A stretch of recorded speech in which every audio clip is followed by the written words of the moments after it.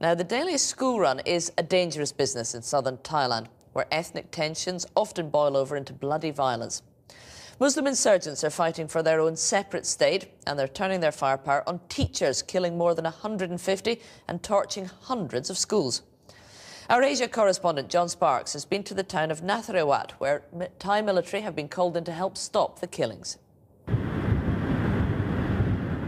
An elite detachment, Thai Marines, speeding through bandit country. More troops hold the road as the truck travels on, but the soldiers know they're running late.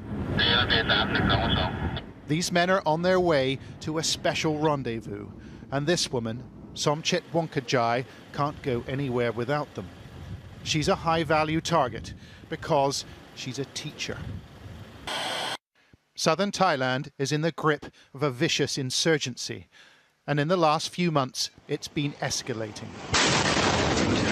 Muslim militants are targeting civilians, like teachers, and 159 of them have already lost their lives. So Miss Wonkajai and her colleague start the day like this, travelling to school in an unmarked car, followed by Marines, hoping they'll make it to the front gate. Travelling to school is difficult. We never know what's going to happen to us. One thing goes through my mind though. I have to go to school. I must do my job, no matter how afraid I am.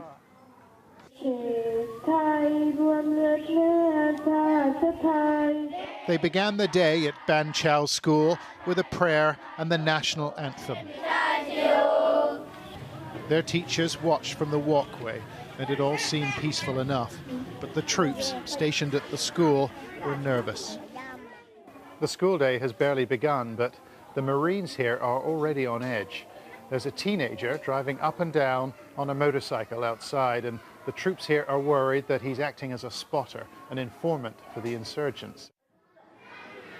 The threat passed and classes began, and the sound of happy chatter filled the air. But the teachers struggle. They know the risks. A few weeks ago, a colleague was shot and killed in the canteen of a nearby school.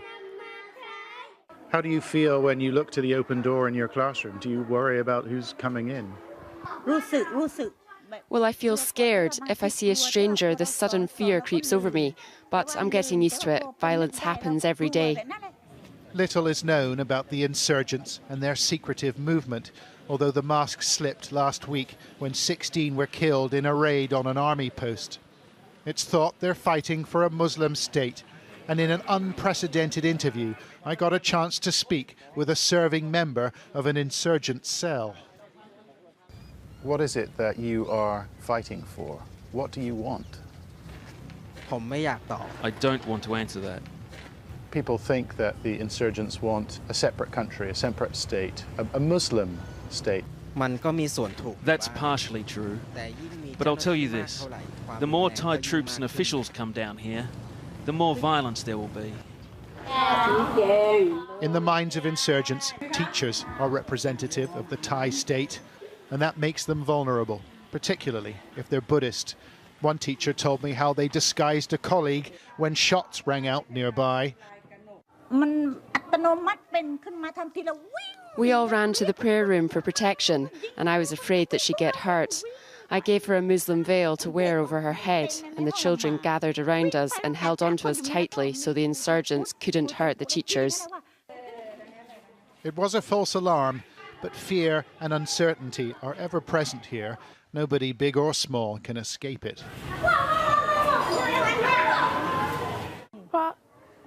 I get scared sometimes. I don't understand why they have to shoot teachers.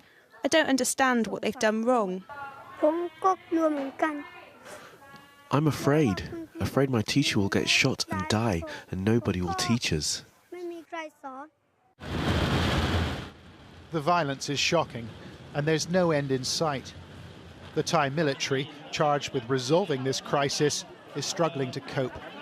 Their attempt to win hearts and minds, with events like this children's party, complete with pop music and presents, doesn't always work.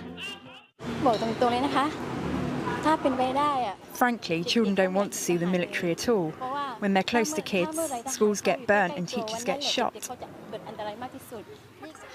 Who would teach in southern Thailand? Who would run the risk? We're told that many have requested transfers, but Miss Wonkajai and others say they're staying put. It's the only way to teach right from wrong.